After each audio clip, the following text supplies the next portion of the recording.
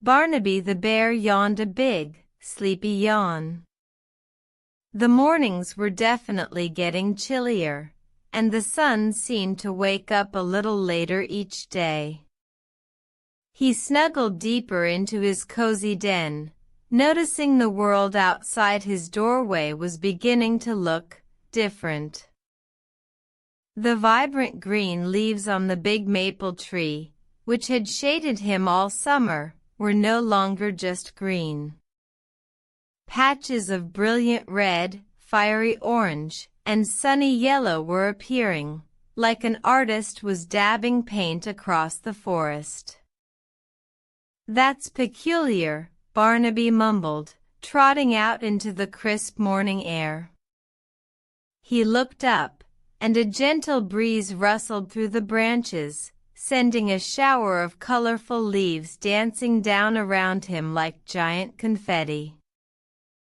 Crunch, crunch, crunch went his paws as he walked. The ground, once soft with green grass and moss, was now carpeted with these beautiful, dry leaves in all shades of brown, red, and gold. It made a most satisfying sound. He saw Squeaky the squirrel scampering madly, his cheeks bulging with acorns.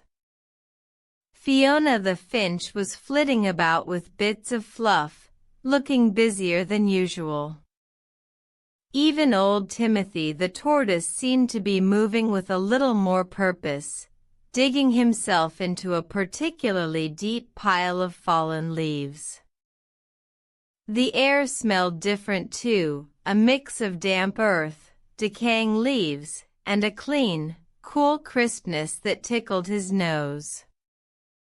"Everything feels new, but also a bit sleepy," Barnaby pondered aloud, watching another cascade of golden leaves drift from the birch trees. Professor Hoot the owl, who had been observing the changing forest with a wise eye, landed softly on a bare branch nearby. "Ah, little bear, you are noticing the grand arrival of a very special time of year."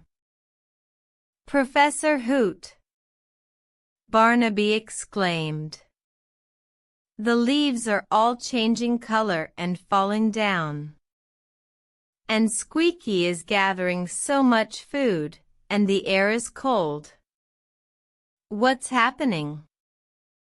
Professor Hoot puffed out his chest feathers. "This, Barnaby, is the season called autumn. Some call it fall, because of all the leaves falling from the trees." "Autumn?" Barnaby repeated, the word sounding as rich and colorful as the leaves around him. "Why does autumn happen?" "Well, little bear," Professor Hoot explained, "after the warmth and long days of summer, the sun begins to visit us for a shorter time each day, and the air grows cooler. The trees know that winter is coming, a time of cold and rest. So, before they rest," Professor Hoot continued, "the trees put on this magnificent show of color. The green fades, and these beautiful reds, yellows, and oranges, their true colors, shine through. Then, they let their leaves go, to blanket the forest floor and return their goodness to the earth. This is all part of autumn." "And what about Squeaky and Timothy?" Barnaby asked, remembering their busyness. "Ah, yes," Professor Hoot hooted. "Autumn is also a time for many creatures to prepare for the colder months. Squeaky gathers extra food to store, as berries and nuts will be scarce in winter. Timothy finds a deep, cozy place to sleep through the cold. Birds might fly to warmer lands. It's a season of preparation and change." Barnaby the bear looked around with new understanding. The falling leaves weren't just pretty, they were a sign. The cool air wasn't just chilly, it was a message. Autumn was a busy, beautiful, important time. He saw a pile of particularly bright red maple leaves and trotted over, rolling playfully in their crispness. It felt wonderful. Autumn makes the forest look like it's wearing a fiery, crunchy blanket, Barnaby declared happily. A very good way to describe it, little bear, Professor Hoot said with a gentle smile in his hoot. Enjoy this splendid autumn, for it prepares the way for the quiet rest of winter, and then the fresh new beginnings of spring.